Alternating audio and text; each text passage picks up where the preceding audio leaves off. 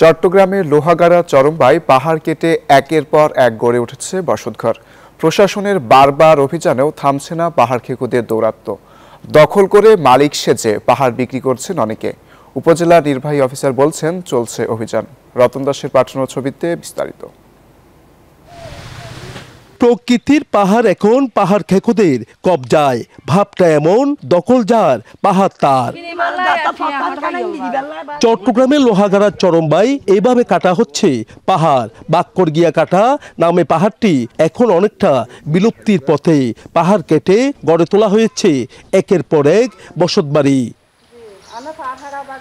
পাহাড়ের ছোট্ট কিছুটা নিশানা থেকে গেলেও সেখানেও চোখ পড়েছে পাহাড় খেকোদের।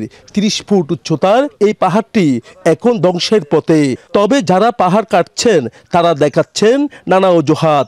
আতো বাজি গড় গড় আবার আমি মেরে কিনি না ভারের বাজি আতো ফল দি তিন তো এদি গড় আর কান দিয়া ফরার বাজি তো তো লাহাড়ি দান ফার হাড়িবার গিয়া নাই নিয়ম নাই। সরকারি স্কুল মাটি বাড়াইয়ে তো অল্প করে মাটি লগিয়ে তারা তো 100 গাড়ি মতো মাটি লগিয়ে আরো লাগের। এইদিকে মালিকানাধীন পাহাড়ের অজুহাত দেখালেও লোহাগাড়া উপজেলার সহকারী কমিশনার মং এসেন বলেন ব্যক্তি মালিকানাধীন পাহাড় কাটারও কোনো সুযোগ নেই। ব্যক্তি মালিকানাধীন বা সরকারি মালিকানাধীন পাহাড় কাটা সম্পূর্ণ নিষিদ্ধ। ব্যক্তি মালিকানাধীন হলে এটা অনুমতি নিয়ে তারপরে কাটতে হবে। সেই ক্ষেত্রে আমরা এটা আইনানুগ ব্যবস্থা নেব। লোহাগাড়া উপজেলার নির্বাহী অফিসার বলছেন পাহাড় খেকোদের ধরতে অভিযান অব্যাহত আছে।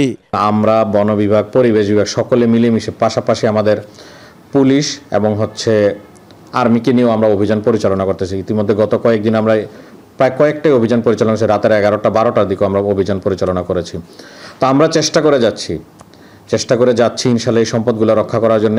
তবে প্রশাসনের নাকের ডগায় এইভাবে পাহাড় কাটায় ক্ষুব্ধ স্থানীয়রা। নয়ন বড়ুয়া জয়, নিউজ 24, চট্টগ্রাম।